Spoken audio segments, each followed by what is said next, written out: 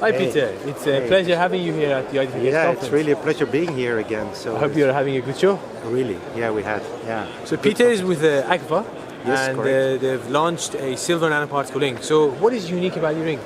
The conductivity, yeah. So it's really, we're using much more efficiently the silver that's in there, which you can easily prove by the method that we developed, because in a lot of cases people try to measure conductivity by assessing dry film thickness. We do it by measuring the silver, and then you really compare apples with apples.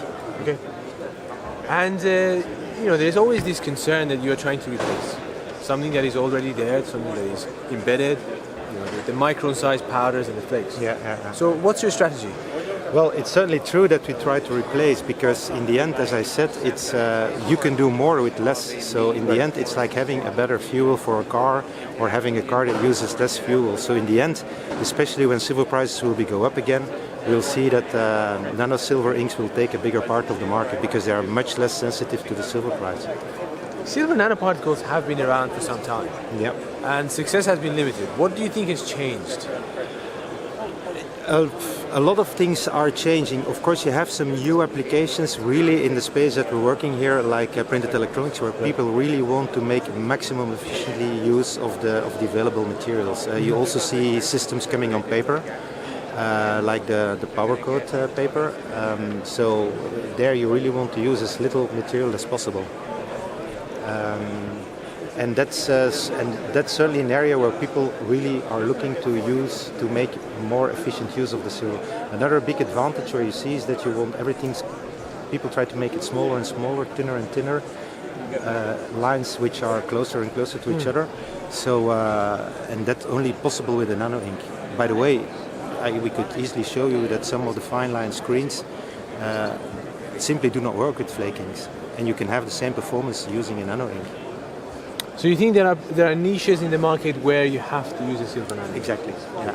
And what about the price? Has anything changed in the past 5 years or so about the price structure? Well, to be honest, I'm really surprised about some of the prices that we hear here from let's say colleague companies that also offer nanoparticles. I think we are today, even at a lower scale that we work on, we are competitive with the pricing, even with flakings.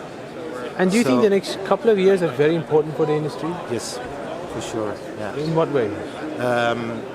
Actually, we will have to see more end users, really, and let's say device makers and system makers making the things, and then I think technology-wise a number of solutions are ready, but they need to be pulled through the whole chain in order to make it happen.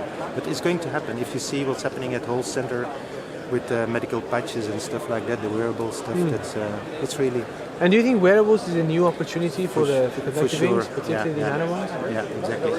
Always for the same reason. You want something to wear, but you don't want to know that you wear it. So you want to add functionality without taking into account that you need to add some things.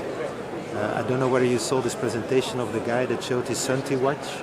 No, I did. And then he said, yeah, it's a nice watch, GPS and everything, but it's too heavy. And I'd like to have a watch which is where he wrote on his arm the time of the day and said, okay, this is not a watch, but that's how I want it. And that's a nice vision, I thought. I don't know who it was.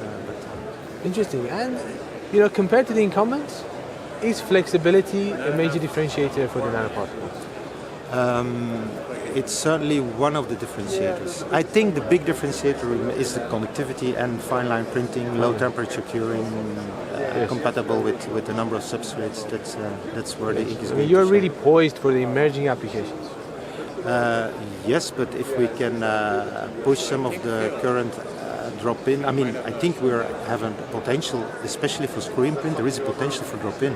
Yes, that's one of our credos too. Excellent. Well, thank you very much, Peter. It's always a pleasure having you. Okay.